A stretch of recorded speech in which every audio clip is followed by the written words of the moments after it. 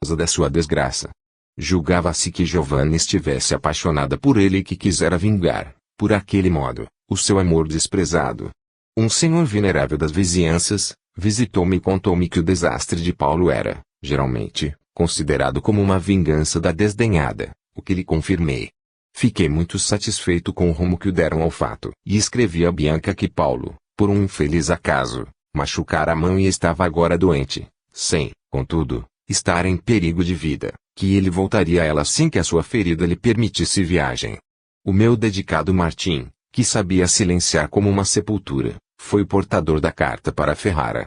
Nesse meio tempo o Sr. Felício se entregava a um trabalho que eu não pude compreender. Ele mandara vir uma caixa com diversos objetos, dentre os quais se encontrava também uma massa rosada, singular que ele trabalhava como se fosse cera. A minha pergunta, me disse que preparava uma surpresa para mim e Paulo. No 12º dia depois da operação dele o Sr. Felício me chamou para junto da cama de Paulo que ainda dormia profundamente. Seno, com a fisionomia alegre, ergueu cautelosamente a coberta e vi, admirado, que a mão enferma já estava sem a bandagem em seu lugar. Por meio de um bracelete de ouro se achava uma mão artificial que era uma perfeita reprodução da sadia. Apenas na coloração parecia ela mais delicada do que a mão viva. Esta mão artificial, explicou-me o Sr. Felício, permite até alguns movimentos materiais. O conde usará uma luva e um leigo não descobrirá, por melhor boa vontade que tenha, a diferença entre as duas mãos. Expliquei a Seno como esta mão pode ser afastada e recolocada e lhe dei também uma pomada que deverá passar pela manhã e à noite, a fim de que cicatrize completamente. Com lágrimas de emoção agradeci ao Sr. Felício o grande concurso que me prestara durante aqueles dias graves. Ele, entretanto, me disse que apenas cumpria com seu dever e recomendou-me que quando Paulo despertasse, o fizesse meditar e orar longamente. Isso o fortaleceria. Quando Paulo despertou do seu longo e profundo sono, estava triste e taciturno. Olhou para a mão artificial e me disse repreensivamente, por que não me deixaste morrer? No decorrer dos dias seguintes, mostrou-se calmo e calado. Seguiu o nosso conselho e orou longamente, depois do que, pareceu ainda calmo e consolado com a sua sorte. Cautelosamente lhe referi tudo quanto tinha feito durante todo aquele tempo e lhe disse também que depois de 3 semanas, poderia regressar a Ferrara. Ele, entretanto, não demonstrava querer saber disso. Duvidava que Bianca o quisesse ver ainda. Como uma legião, ele julgava não poder mais ser feliz. Eu lhe disse que, com o tempo, esqueceria tudo, se tornaria um pai feliz, e que não lhe assistia o direito de repudiar aquela jovem criatura que se lhe entregara por toda a sua vida. Julgas, papai, que o meu filho não esteja também atingido pela maldição da nossa família? Talvez fosse melhor matá-lo ao nascer, do que entregá-lo a este tenebroso destino. Parece que Girolamo ainda não satisfez a sua sede de vingança, com todo este sangue. Procurei consolá-lo. Ele, porém, se conservou calado e retraído. Martim regressou de Ferrara com uma carta de Bianca para ele. Ela lhe pedia que voltasse assim que o seu estado permitisse, pois que se sentia extremamente saudosa. Resolvi ir pessoalmente levar Paulo a Ferrara e ele não se opôs quando eu determinei o dia da partida. Calado e introvertido cavalgava ao meu lado, quando saímos de Montinhoso. Com o coração sangrando foi que observei, então, a transformação que se operara nele. Emagrecera e parecia mais alto. Seu rosto estava pálido e seus olhos brilhavam febrilmente. Distingui na massa dos seus cabelos, os primeiros fios brancos. Mais contristador era, entretanto, o suco de sofrimento que se apresentava na sua fisionomia e que não se apagaria nunca mais. Bianca recebeu com alegria e me disse, mas só a custo pode encobrir a desagradável impressão que lhe causara a sua aparência. Tudo voltou à rota antiga, e eu já me preparava para voltar quando Bianca me pediu que ficasse em Ferrara, pelo menos até o nascimento da criança. Atendi ao seu desejo. Uma manhã, 3 dias talvez após a nossa chegada, veio a mim e me perguntou se eu conhecia o motivo daquela modificação que se impusera em Paulo. Às vezes ele permanecia silencioso e calmo no decorrer do dia, para depois inflamar-se numa apaixonada ternura. Estava agora calado e arredio. Evitava. Tranquilizei a ponto tanto quanto pude, e lhe disse que, para ele, um belo cavalheiro, lhe era difícil esquecer que era um aleijado. Necessitaria de muito tempo para se conformar. Bianca me deu razão e me comunicou ainda que Paulo despertava muitas vezes à noite com um grito e que, então, coberto de suor, olhava ao seu redor como um louco, que, naquela manhã, ele lhe dissera que, de agora em diante, queria dormir só, para não assustá-la mais. Ela pôs-se a chorar porque eu a convenci que o desejo de Paulo era justo. O seu estado requeria repouso. Quando ele fosse pai, assim eu esperava, tudo voltaria a seus eixos. À vista disso, eu quis partir para Montinhoso e consultar o Sr. Felício. O estado de Paulo me inquietava. Quando Paulo soube da minha partida, disse-me: "Vais viajar, papai? É inútil. Para mim já não há remédio. As almas dos mortos já não me dão sossego, perseguem-me de dia e de noite." Parti apesar disso, prometendo estar de volta o mais breve possível, e assim que tivesse referido tudo ao Sr. Felício. O Sr. Felício me disse: "Vede, senhor conde. O corpo do jovem conde pudemos curar, mas a alma não. Como haveremos de expulsar as almas dos finados que o atormentam? Pelo amor e o crime ele as prendeu tanto, que só muito dificilmente serão separadas. Eu ponho a minha pessoa e o meu saber ao vosso dispor. Isto, porém, é uma insignificância em face das poderosas leis que nos regem." Dessa conversa, entretanto, julguei ouvir mais do que o Sr. Felício quisesse ou pudesse dizer. Prometeu-me consultar as forças invisíveis e dar-me, daí a alguns dias, informações sobre se poderiam ou não ajudar-me. Uma tarde veio o meu fiel Martim, a mim, e banhado de lágrimas me disse: "Ó, Signore Conde, as vítimas não querem sossegar." A Signorina Giovanna apareceu a todos os do castelo. O administrador viu uma mulher com um punhal cravado no peito e que passeava pelos corredores e salas. Antônio, o cozinheiro, viu uma monja. O sino da torre tange sem que ninguém o tenha tocado. Tranquilizei Martim e referi-lhe o auxílio que o Sr. Felício me prometera. Este veio no dia seguinte, mas já por sua fisionomia pude ver que não tinha boas notícias a dar-me. Declarou-me que não dispunha de forças para afastar os espíritos dos mortos. Aconselhava-me a voltar o quanto antes possível a Ferrara, pois necessitavam ali da minha presença. Alguns dias depois da minha chegada, Bianca dava à luz um filho. Na mesma noite, Ferrara foi atingida por um furacão que trouxe a Bianca um grande terror. Seja por este motivo ou por outro qualquer, o fato é que Bianca foi atacada por fortíssima febre e lutou durante 2 dias com a morte. Paulo, pálido como um mármore, não se afastou do seu lado e fitava fixamente a jovem esposa que violento acesso atirava de um lado para o outro. Muitas vezes pronunciou o nome de Giovanna. As outras pessoas julgaram que ela estivesse dizendo o nome de uma sua amiga, mas Paulo e eu sabíamos a quem ela se referia. Na manhã seguinte do 3º dia, Bianca falecia. Como uma flor quebrada da sua haste, ela repousava nas suas almofadas com uma expressão de dor nos seus pálidos traços. Quando seu peito se ergueu para o último suspiro, Paulo caiu como morto aos pés da cama em profundo sono letárgico. Poder-se-ia considerá-lo morto se não estivesse respirando fracamente. Apenas uma semana depois da morte de Bianca ele despertou. Estava, porém, mais silencioso e apático do que antes.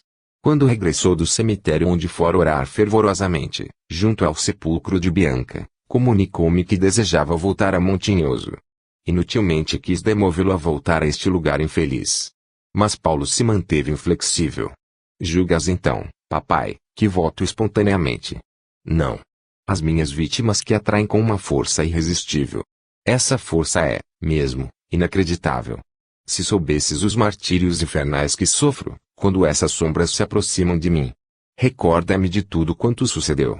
Não tenho mais forças para lutar contra elas. Quero recolher-me ao convento e tentar resgatar as minhas culpas. Preciso orar e jejuar. Não tenho dúvidas disto, preciso voltar ao local dos meus crimes e ficar aí." Não ousei contradizê-lo, embora o meu coração pressentisse que ele estava perdido. Assim voltamos a Montinhoso. Paulo não quis ir ao castelo, antes dirigiu-se diretamente ao convento. O fiel Seno queria ficar ao seu lado como irmã conventual. O prior, meu velho amigo, tomou parte ativa na sorte de meu filho. E abreviou tanto quanto lhe era permitido o noviciado. Um rico presente que fiz ao convento, colocou os monges a favor de Paulo. Apenas Enzio Castelli parecia odiá-lo. Durante os primeiros tempos Paulo pareceu-me tranquilo. Nunca falava no passado. De modo que eu não sabia se os espíritos ainda o perseguiam. Seno é que me contou que muitas vezes o via sentado até a madrugada, pálido de morte. Logo depois de sua consagração como monge, pareceu-me que as coisas pioraram para Paulo. Às vezes sofria ele de completo esgotamento e permanecia muitos dias desmaiado sobre o leito. Outras vezes essa apatia era substituída por acessos de loucura durante os quais blasfemava contra Deus. Andava pelos corredores do mosteiro, com o braço aleijado erguido. Desfizera-se da mão artificial. Tudo isso agravou o estado da sua saúde. Ele empalidecia cada vez mais. Enfraquecia-se e perdia a coragem. Durante todo esse tempo, o Sr. Felício foi para mim, uma companheira insubstituível. A meu pedido passara a viver no castelo e me amparava em todos os sentidos. Ele também visitava Paulo às vezes. Depois de uma dessas visitas, me comunicou que Paulo não viveria muito tempo. Passou-se talvez um mês. Então Seno me surgiu certo dia, contando que Paulo naquela última noite, tivera um terrível ataque de loucura. Fugira do convento e fora ter a misteriosa gruta onde Seno e um outro monge o encontraram. Ele, porém, fugira para o extremo do lago, às margens do qual pôs-se a correr como um demente. Depois atirou-se às águas. Os dois gritaram e saíram à procura de socorro. Quando os monges tiraram Paulo da água, ele estava morto. Não quero dizer mais nada sobre o meu sofrimento. É muito duro perder-se aquilo que nos é caro no mundo, porém, mais duro ainda foi a separação daquela maneira. A minha esperança de que sua pobre alma pudesse alcançar tranquilidade, foi a minha ilusão daquelas horas. Quando o cadáver de Paulo estava exposto sobre o catafalco da igreja, afirmaram os monges ver sombras estranhas, que rodeavam o seu esquife. Um dos seus vizinhos mandara construir no cemitério do convento uma capela jazigo que, aos meus rogos, me vendeu. Mandei construir um altar para, sobre ele, colocar uma imagem da Madonna e um crucifixo, a fim de que se pudesse dizer missas ali. Encomendei também o sarcófago, em cuja tampa, nos seus trajes de monge, mandei esculpir a estátua de Paulo. Na noite que se seguiu à inauguração da capela, deu-se um fato singular. Um dos monges, que tinha de fazer a ronda noturna, afirmava ter visto várias mulheres na capela, fazendo aí uma barulhada infernal. Entre tais mulheres encontrava-se, dizia, uma monja. Frater Humberto, que afirmava ter visto isso, não era um poltrão. Ele se aproximou da capela e ouviu, distintamente, gritos, gemidos e soluços, interrompidos por frenéticas gargalhadas. Depois ouviu um baque surdo, como se o sarcófago tivesse sido lançado por terra. Quando abri a capela, verifiquei que a estátua da Madonna estava partida sobre o solo. Tive um susto indizível. Lacrei a porta apavorado e voltei correndo ao castelo. O pobre Seno começou, igualmente, a sofrer inexplicáveis influências. Seu raciocínio parecia obscurecer. Ele relatava aos outros monges estranhas narrativas acerca de Paulo, não ocultando também a história de Giovanna que Paulo, confiando talvez na sua discrição e fidelidade, lhe teria contado. A minha luta com os monges, que depois do que viram não queriam mais reter nem ao menos o cadáver de meu filho no cemitério, deixo de narrar. De tal infâmia só nos livramos oferecendo, outra vez, um régio presente ao convento, bem como graças à minha posição elevada. Mas a vida em Montinhoso tornava-se insuportável. Decidi mudar-me, com meu netinho Afonso, para uma outra propriedade minha. Em toda a circunvizinhança de Montinhoso não chamavam Paulo senão por Maledeto. Ouvir isto, pessoalmente, Maledeto, ou permitir que o inocente ouvisse, não era possível. Alguns dias antes da minha partida, Enzio Castelli trouxe ao castelo um grande quadro pintado por ele. Esse quadro representava a cena terrível da capela, junto ao esquife de Giovanna. Guardai este quadro, conde, para que os vossos descendentes saibam que nem o distinto nobile pode desprezar e calcar os pés às leis de Deus e dos homens. Disse ele. Eu quis destruir esse quadro, porém o Sr. Felício me aconselhou a deixá-lo na sala grande da ala murada. Nessa ala será também depositada esta crônica, e aquele dos meus sucessores que a encontrar, que dê a conhecer aos seus filhos, a terrível história dos seus antepassados, e, dela, possa verificar que, somente uma vida honrada e piedosa, de acordo com a vontade divina, dá paz neste e no outro mundo. Abandonarei Montinhoso. Só voltarei morto, a fim de que seja sepultado no jazigo de meus pais, não muito distante de meu filho. Aí espero dormir o sono eterno. Nesta noite, meu amigo Felício visitará os quartos fechados, que mandei murar. Pronunciará orações em todas as saídas.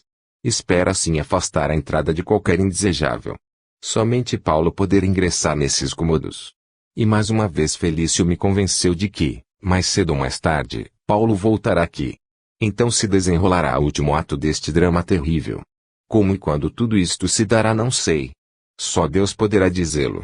E para aqueles que lerem estas minhas palavras, não me considerem a mim, Rindolfo de Montinhoso, um louco, cuja razão se apagou com a morte do filho. Este escrito vai também assinado pelo padre Francisco, com quem Paulo se confessou, pelo senhor Felício, e pelo meu fiel escudeiro Martim.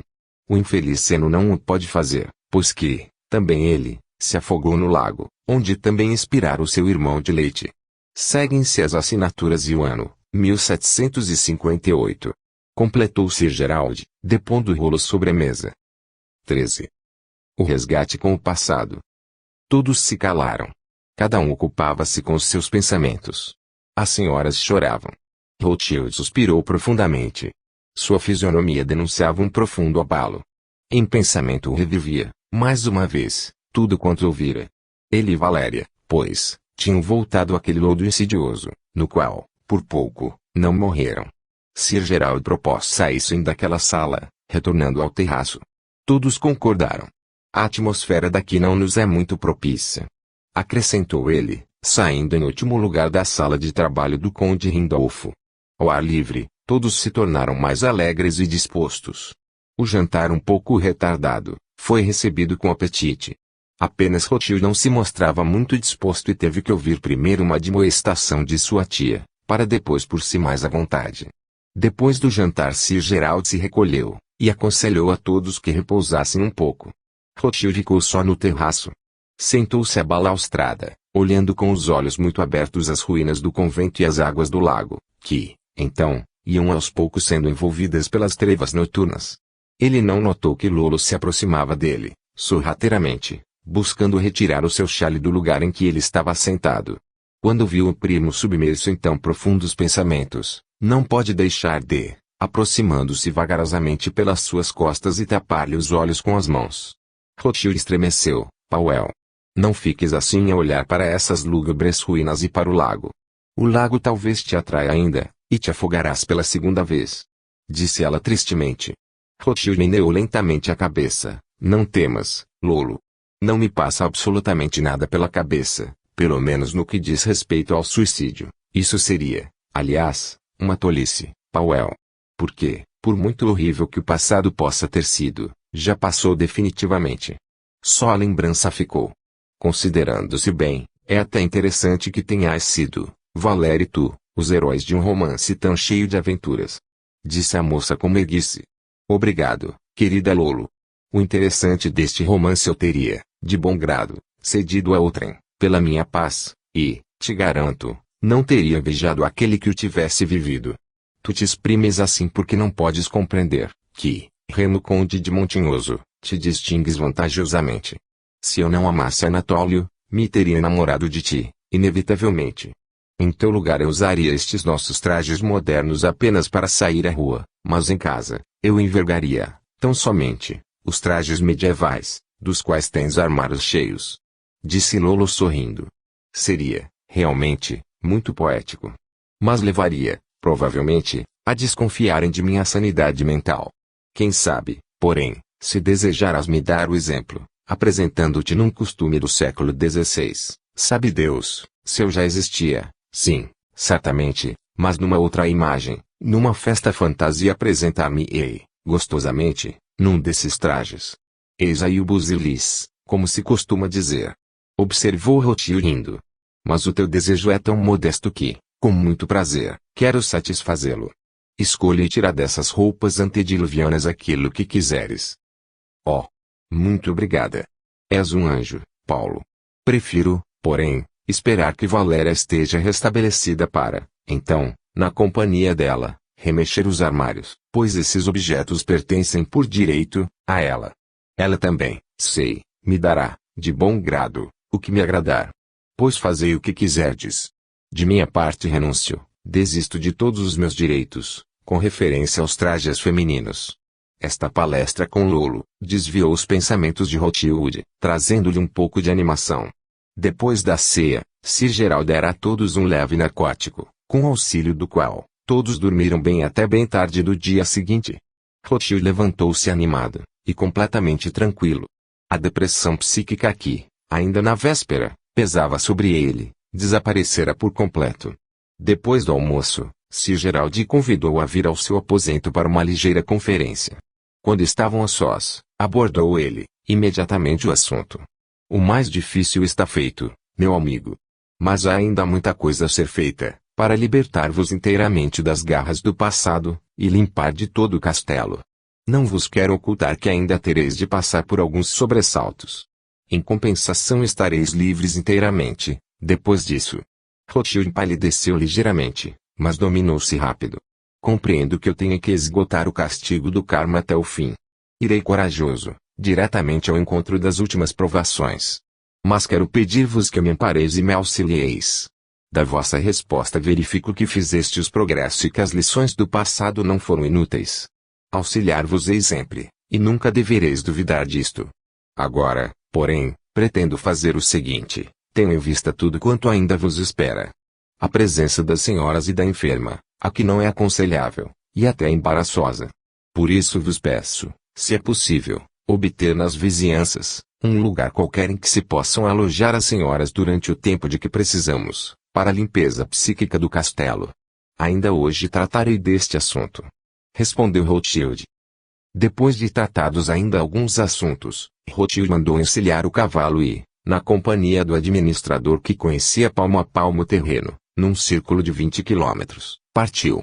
Já algumas horas depois, regressava ele satisfeito. A uma distância de menos de 2 quilômetros de Montinhoso, havia descoberto uma pequena vila desocupada. Rothschild se dirigira logo ao seu proprietário e alugara até o fim do verão. Alegre e satisfeito contou-lhe a Sir Gerald o resultado da sua viagem.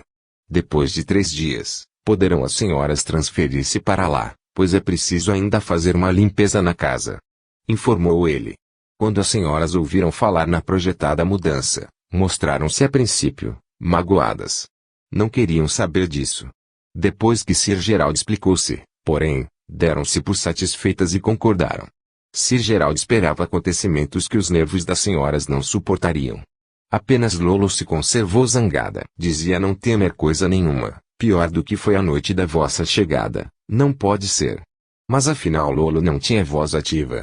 Um sorriso de Sir Gerald pô-la em tal confusão que não disse mais nada. 3 dias depois, as senhoras mudaram-se com Miguel para a pequena vila, que ficava meia hora do caminho de Montinhoso. Valéria foi despertada por Sir Gerald, a fim de que fosse facilitada a sua ida. Adormeceu logo, porém, depois de ter sido despida e acomodada sobre o leito, sem perguntar sobre o motivo da viagem.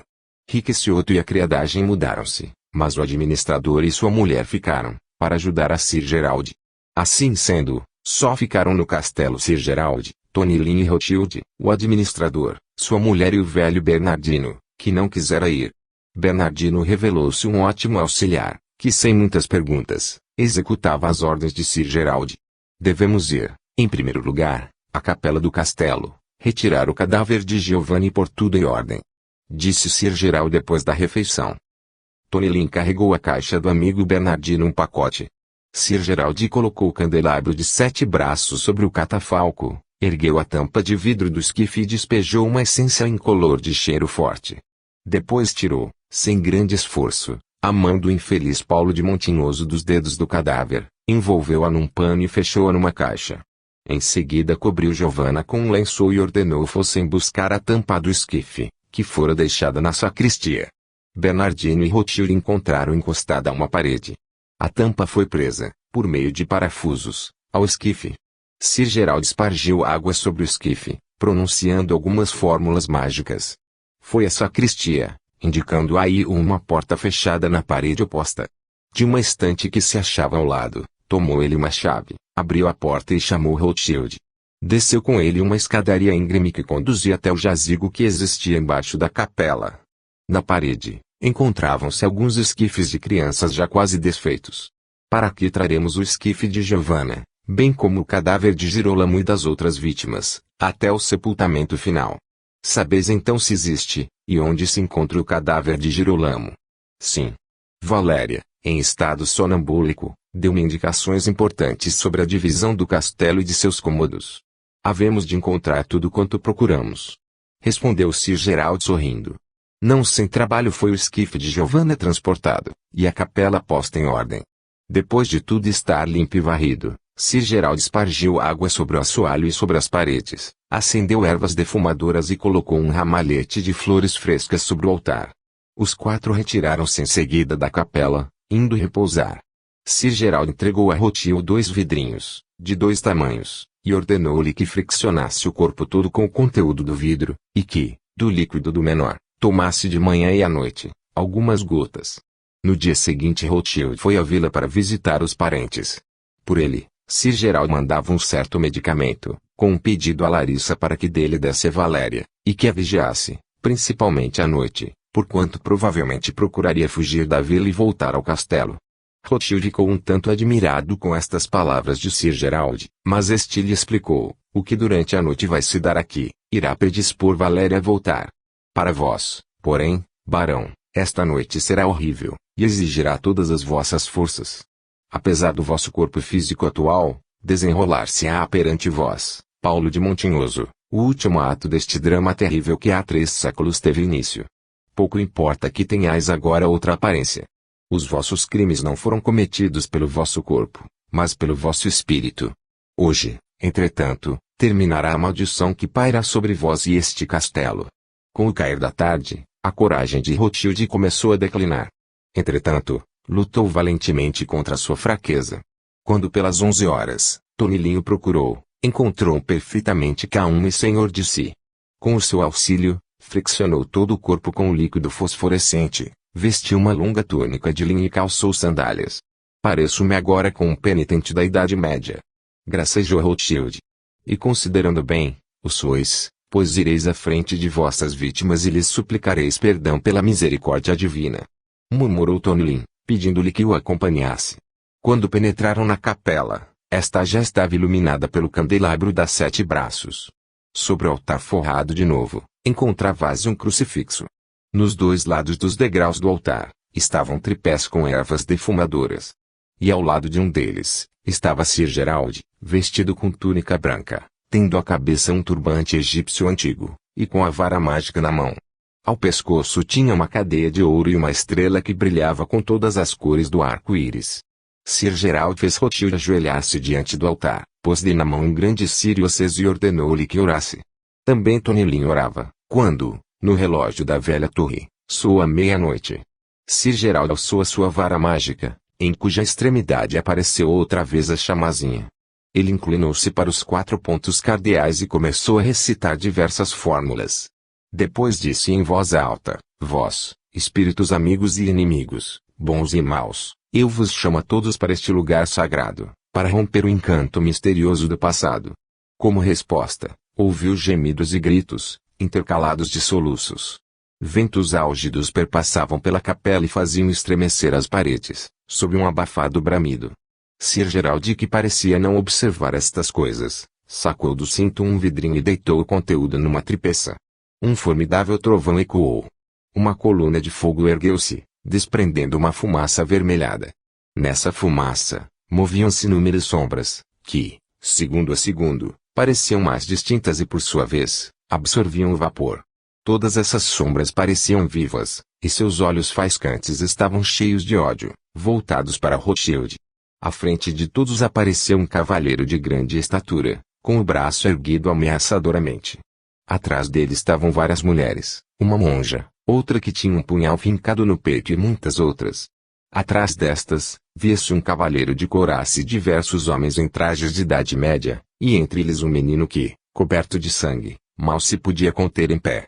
Bem próximo de Rothschild, estava o conde Rindolfo de Montinhoso, envolto numa luz azulada. O amor paternal não estava destruído, e unia a alma do pai à do filho, para protegê-lo naquele momento terrível. Os olhares de Rothschild encontraram os do conde Rindolfo, e diante desse olhar, os séculos se separaram e o passado surgiu à tona. Nisto soou a voz de Sir Gerald.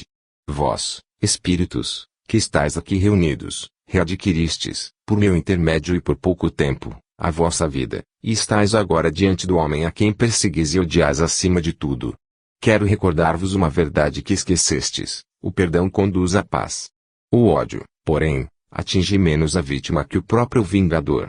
Tu, espírito de Girolamo, O mais sedento de vingança, não está satisfeito com tanto sangue? Então não se abaterá nunca essa mão erguida para amaldiçoar. Concede o perdão. Olha para esta imagem do Cristo de Deus que morreu orando pelos seus algozes. Ele somente sabia amar e perdoar. Tu, entretanto, sê o primeiro a te purificares. Serve de exemplo aos outros.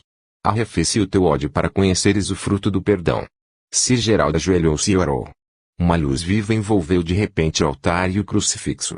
Um raio brilhante e dourado partiu do altar e penetrou no coração de Girolamo, estendendo-se sobre os outros espíritos. Todos caíram de joelhos, e Girolamo deixou cair a sua mão. No silêncio que se seguiu, ouvia-se a voz de Sir Gerald orando: Pai nosso que estais nos céus, perdoai as nossas dívidas assim como nós perdoamos aos nossos devedores. As almas cheias de ódio e desejo de vingança, ali reunidas, se haviam curvado sob o poder da prece, e pela sua força se transfiguraram.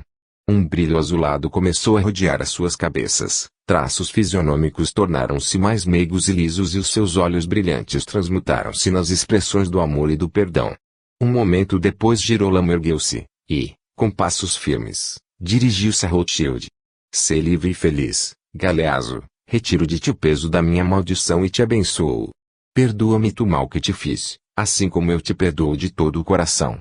Voltando-se então para Sir Gerald, disse: que a misericórdia divina baixe sobre ti, poderoso irmão que nos libertaste a todos nós do terrível encanto do passado. Sinto-me como se nascessem asas. Liberto-me. Mas vós, irmãos do meu ódio e sofrimento, podereis também perdoar, como eu fiz. Também nós perdoamos. Ressoou o murmúrio de muitas vozes. Sir Gerald ergueu a mão.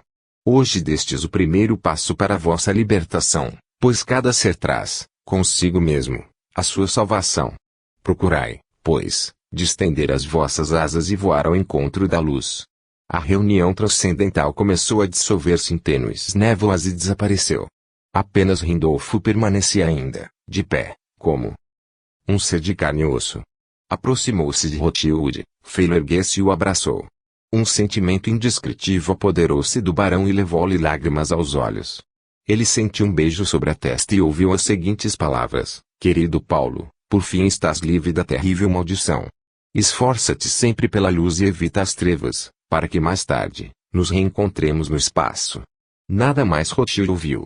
Nos seus ouvidos ressoou, como que um bramido marinho, o solo fugiu-lhe de sob os pés, e as trevas o envolveram. Quando voltou a ser, sentiu-se deitado em seu leito. Tonilin estava sentado ao seu lado. Interrogativamente olhou ele ao seu redor. Tonilin deu-lhe um pouco de vinho a beber, e Rothschild sentiu um calor de vida, revigorante, perpassar-lhe o corpo. Sonhei ou foi realidade que vi reunidas todas as vítimas de Paulo de Montinhoso? Não, meu amigo, não sonhaste. O que viste foi realidade. De todo o coração me congratulo contigo pela liberdade que o teu espírito readquiriu. Tua tia e prima já estiveram aqui, para visitar-te. Mas dormias ainda, e Sir Gerald havia proibido que te despertassem. As senhoras contaram-me que Valéria passou uma noite muito agitada. Chorava e queria, por força, voltar ao castelo. Adivinhava que não se encontrava aqui. Só pela madrugada conciliou o sono. Pobre alma! Disse Rothschild suspirando. Poderei levantar-me, Dionide? Sinto-me outra vez perfeitamente bom. E sobretudo desejo agradecer a Sir Gerald se ele ainda estiver aqui. Ele está no terraço. Tu encontrarás ali. Até logo, então. Rothschild levantou-se e vestiu-se. Sentia-se muito bem disposto. A recordação da cena noturna não abandonava, e o desejo de penetrar os segredos do além, principiou a nascer nele. Queria conhecer as leis do karma, aquelas leis que tanto fizeram sofrer. Não podia permanecer por mais tempo, cego e surdo, diante da inexorabilidade dessa lei. Quando chegou ao terraço, Sir Gerald estava sentado junto à balaustrada, e parecia imerso em profunda meditação. Durante um segundo Rothschild observou o rosto calmo, regular e atraente do sábio. Um sentimento de profundo respeito, aliado à admiração, lhe ordenava se prostrasse de joelhos diante do homem ao qual devia a vida. Sir Gerald, porém, ergueu-se rápido e fez Rothschild levantar-se. Que fazeis, meu prezado amigo? Realizai um gesto do qual nenhum homem é digno. Pelo contrário, nunca vos poderei agradecer o muito que por mim tendes feito. Acima de tudo, entretanto, venho aqui para fazer um pedido. Não me deixeis, por mais tempo, seguir na obscuridade, em que, até agora, tenho estado. Tomai-me por algum tempo por vosso discípulo. Não posso mais continuar a viver assim. Passei agora, por tanta coisa incompreensível. Quero tentar resolver estes problemas, se puderdes estender a vossa bondade, por mais algum tempo, sobre este homem que vos é quase um estranho. Abri-me os olhos e deixa-me aprender o significado da alma, interpretar as leis que, invisivelmente, nos governam e determinam o nosso destino. Sir Gerald olhou Rothschild com satisfação e apertou-lhe, fraternalmente, as mãos. Eu esperava este pedido. O vosso desejo nos faz honra, e é justo. Há de ser um agradável dever instruir-vos em tudo. Tenciono ficar algum tempo na Europa. Temos, pois, tempo ainda. Pondo em ordem todos os vossos negócios, segui para a vossa pátria. E quando eu me puser a caminho para a Índia, vos levarei comigo. Na tranquilidade e no silêncio dali, vos iniciarei em tudo quanto precisais saber. Quando, então, regressardes da Índia, ocupar-vos-ei de vossos deveres de esposo e pai. Deverá ser vossa principal e santa proposição, auxiliar aqueles que se dirigirem a vós, em busca de socorro. A minha resposta a vós há de ter demonstrado que desejo me dedicar a vós com toda a satisfação, pois compreendo perfeitamente um homem, depois que passou pelo que vós passastes, não pode mais descansar ou repousar antes que possa explicar a si mesmo ao menos alguma coisa daquilo que com ele se deu. Contudo, julgo necessário fazer-vos algumas observações que não julgueis que a proposição que pretendeis tomar seja fácil. Jesus, o Cristo, disse, bem-aventurados os pobres de espírito, pois deles é o reino dos céus. Quem com fé e religiosidade levanta o véu de Assis, queimará, após si, todo o passado e se afastará de uma vez por todos do caminho comum de todos os mortais. O homem vulgar, que apenas vive para si, afasta a iniciação e não a pode compreender. Então ele se sente só e abandonado. Muitas vezes, mesmo no círculo de sua família. Considerai tudo cuidadosamente, para que mais tarde não tenhais do que vos arrepender. Verificai se o saber que desejas alcançar vos poderá dar a felicidade pela qual ansiais.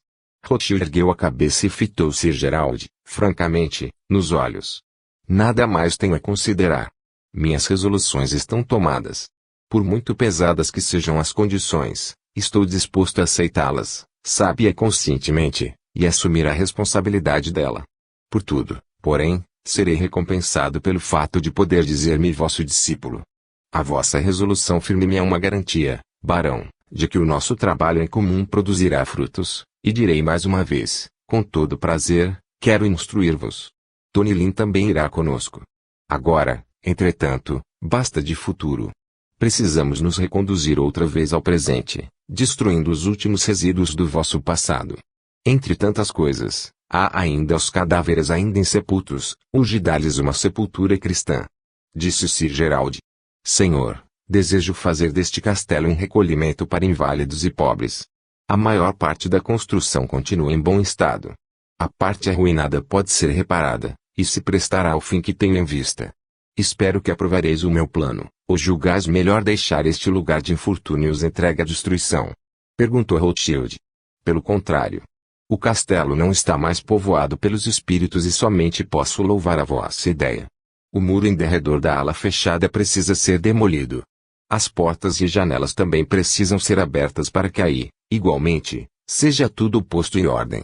E quando o ar fresco houver perpassado todos os compartimentos, quando o sol penetrar, aquecendo-o, e houver feito a última limpeza, Montinhoso será outra vez digno de agasalhar os seus proprietários. Concluiu Sir Gerald. Começaremos hoje a transportar os mortos? Inquiriu Rothschild. Por enquanto não. Temos alguns dias para fazer isso.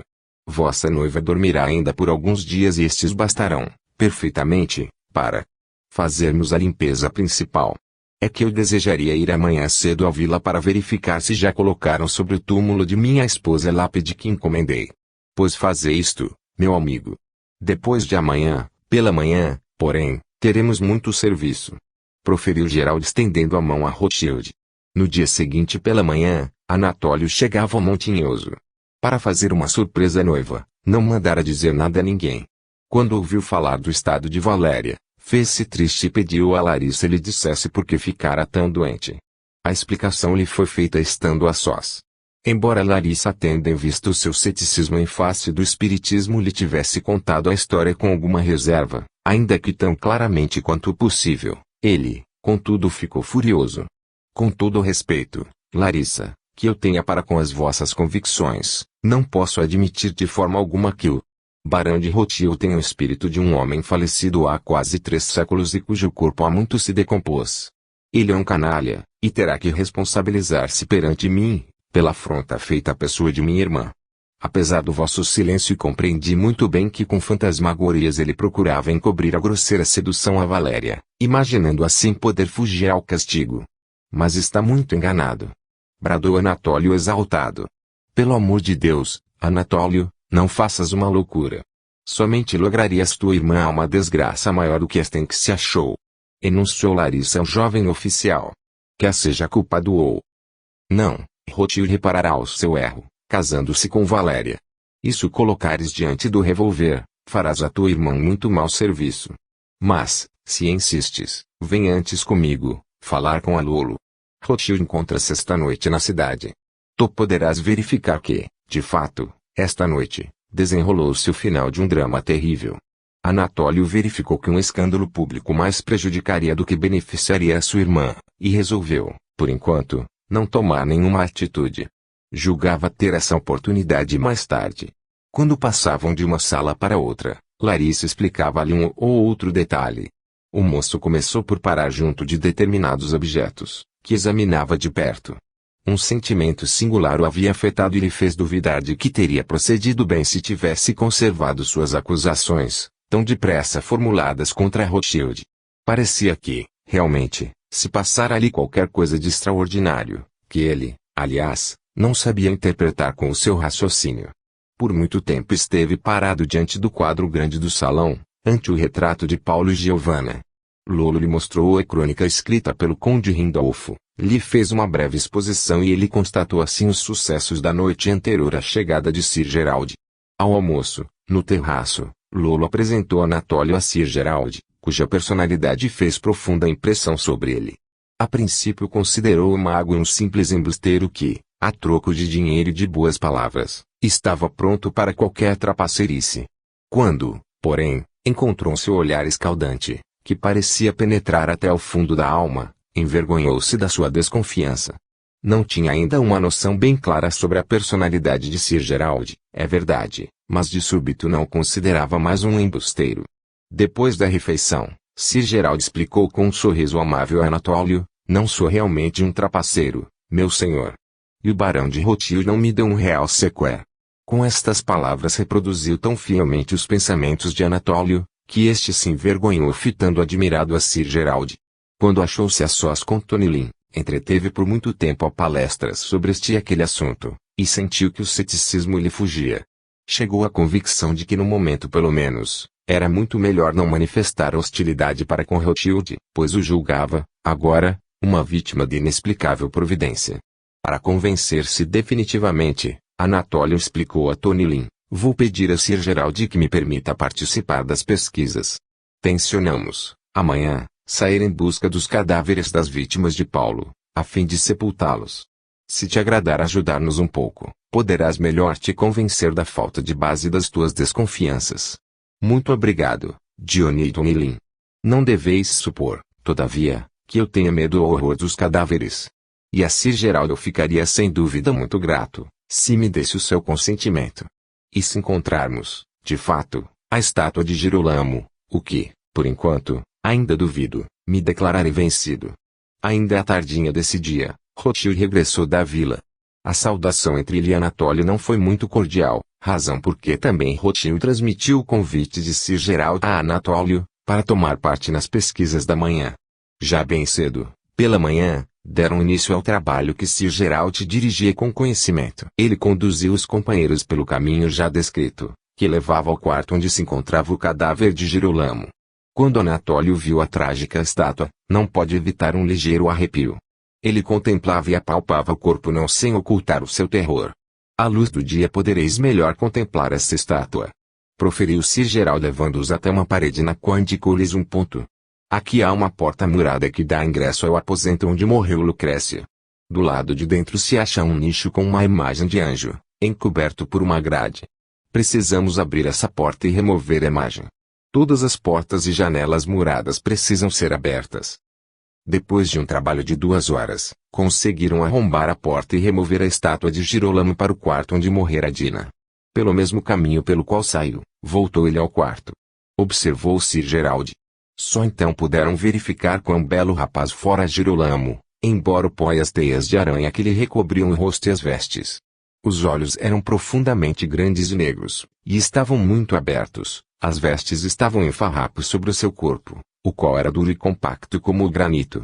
Mas isto é uma verdadeira obra de arte, e é uma pena sepultá-la. Deveríamos levar esta estátua a um museu. Disse Anatólio comovido.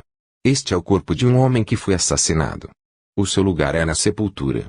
Falta de caridade seria expô-lo à curiosidade pública. Replicou Sir Gerald tranquilamente. Sepultareis este corpo assim como está, ou o amolecereis com alguma essência? Perguntou Rothschild. O veneno precisa ser removido, ao menos em parte, do seu corpo, pois senão esta rigidez, esta petrificação agirá, embaraçadamente, sobre os fios astrais de sua alma. Explicou Sir Gerald.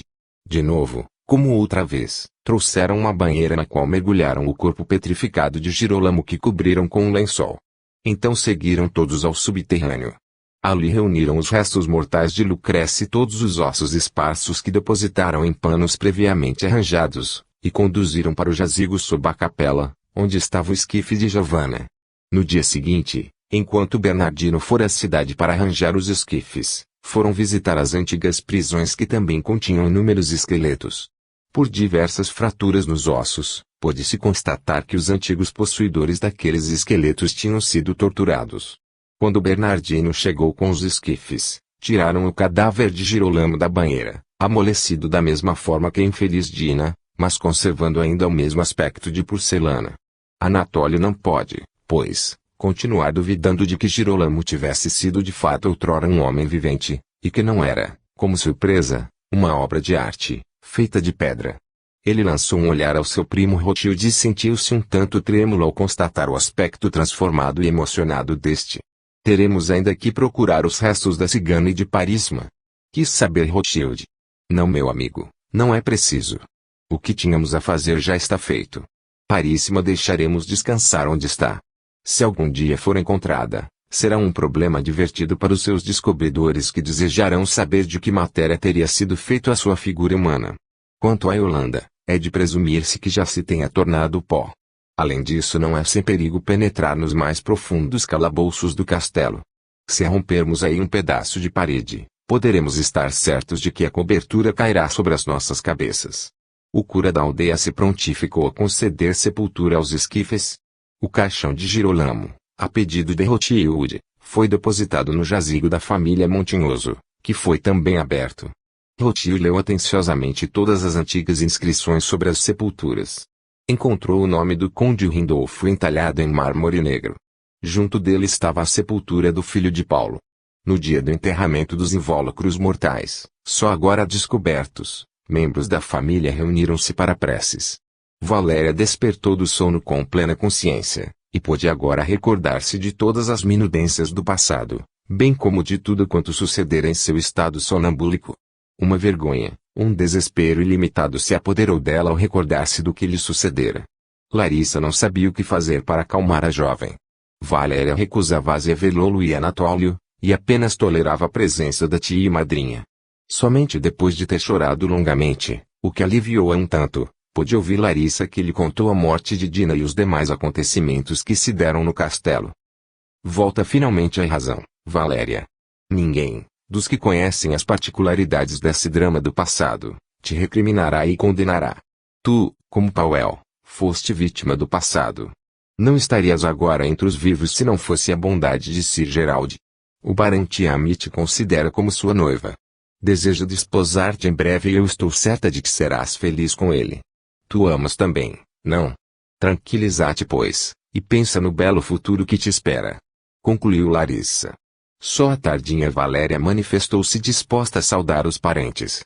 E conto ninguém fizesse referência nem de leve, aos dias misteriosos, mas ficassem antes jubilosos pelo seu restabelecimento, Ela se tornou mais tranquila e, no dia seguinte, quis também ver ao barão. Levemente emocionada fez a sua entrada. Quando a alta figura se apresentou entre os portais, não pôde ela ocultar o pejo e cobrir o rosto com as mãos. Rothschild contemplou-a com profundo sentimento, misto de amor e compaixão. Aproximou-se dela vagarosamente e envolveu-a nos seus braços. Giovanna, perdoa-me. Eu te amo e quero dedicar toda a minha vida à tua felicidade. Não chores agora, as tuas lágrimas me maltratam. Balbuciou ele, e procurou retirar-lhe as mãos do rosto. Valéria aconchegou-se e perguntou-lhe estremecendo, não me desprezarás, Paulo? Não, Giovanna. Somente poderei desprezar-me a mim mesmo. A única desculpa que tenho é que me achava sob o poder das forças sobrenaturais, que me fizeram cego e surdo. Mas todo o mal está desfeito. As cadeias férreas que nos mantinham prisioneiros, estão quebradas, e a maldição, que pesava sobre nós, desfeita. Agora não sou mais um maledeto, mas um homem livre que vem te oferecer o seu amor.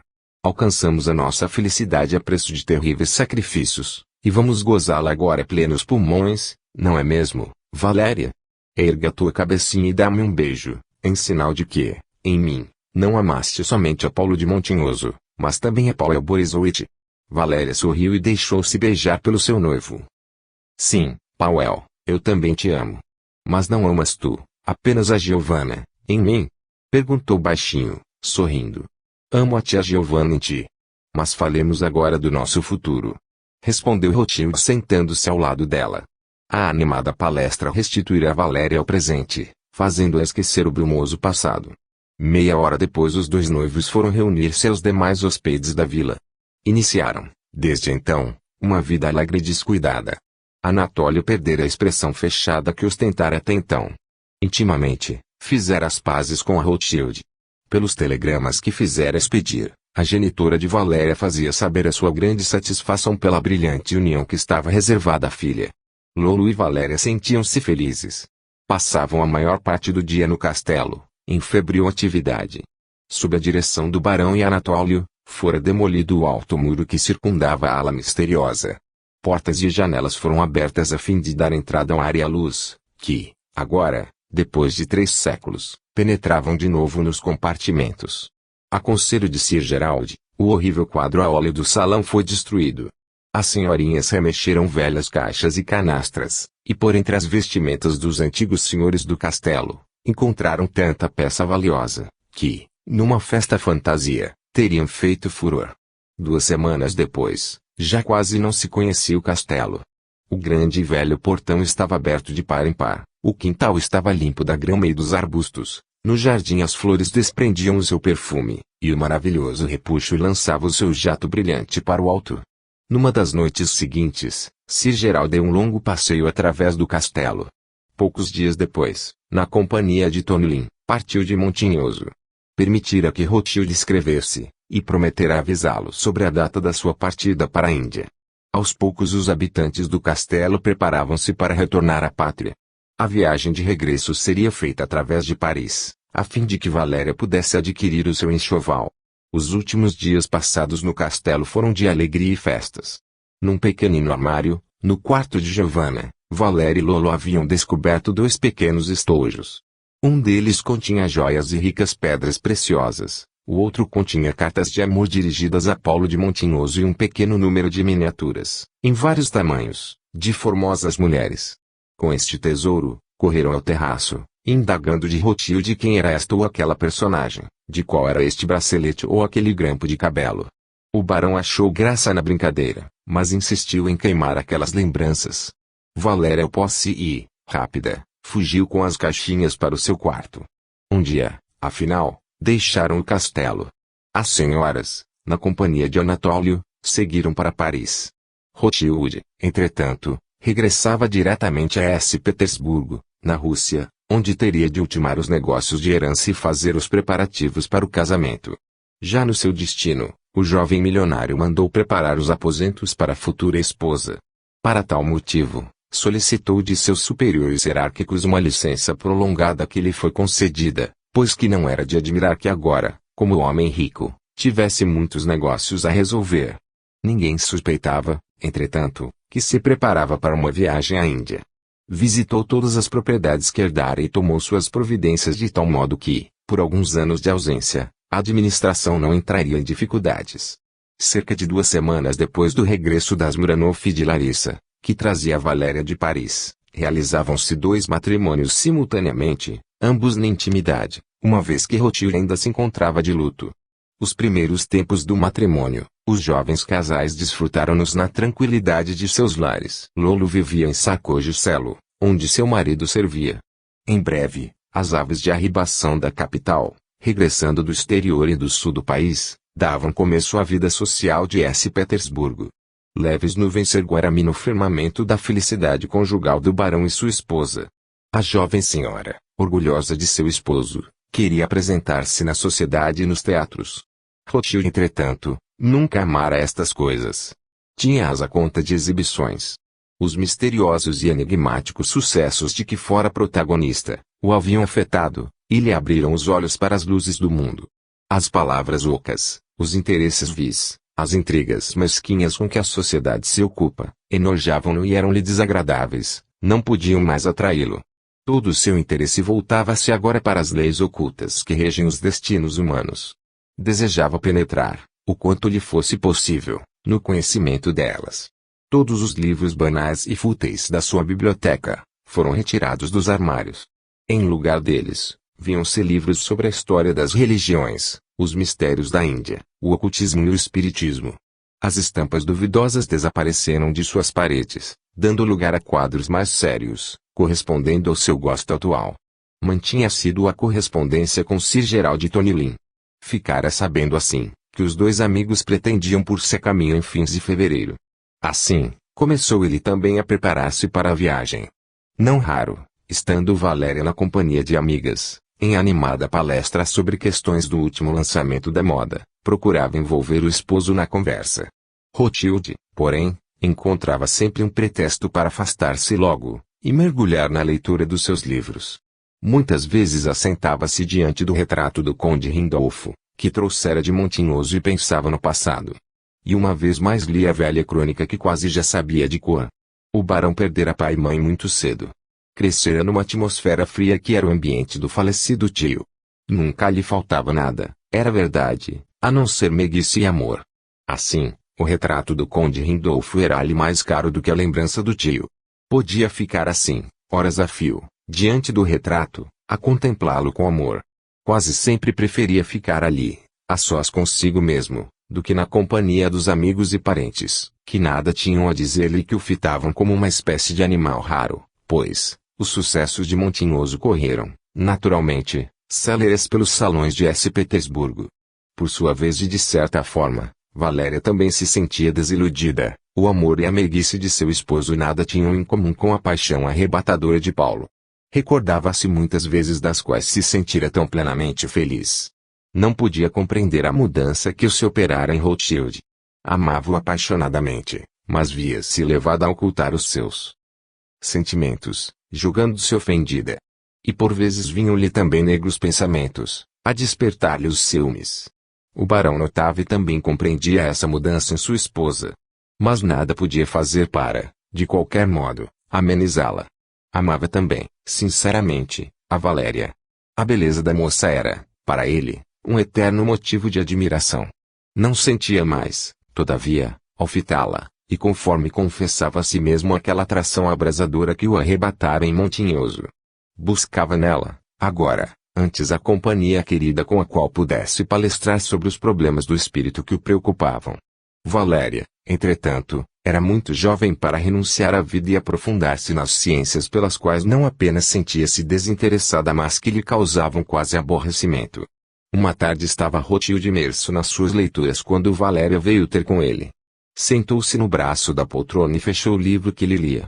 Ora, Powell, deixa de lado estes livros cacetes. Vem comigo a distrair-te um pouco. Lolo foi-se embora e eu me aborreço só. Sabes que tens modificado muito? Não gostas de sair comigo, estás, sempre tão sério, e quase já não sorris. É certo que não compreendo o sentido de todos estes estudos que fazes, mas desejo saber afinal, a causa dessa mudança que se opera em ti. Tu sabes que eu te amo muito. Principio a ter negros pensamentos. concluiu ela tristemente. Rothschild suspirou profundamente. Uma desagradável sensação dominou-o. O que iria suceder quando falasse da viagem projetada e que iria durar alguns anos? Como receberia Valéria a notícia? Resistiria à separação? Compreendia muito bem que, abandonando a jovem esposa tão poucos meses após a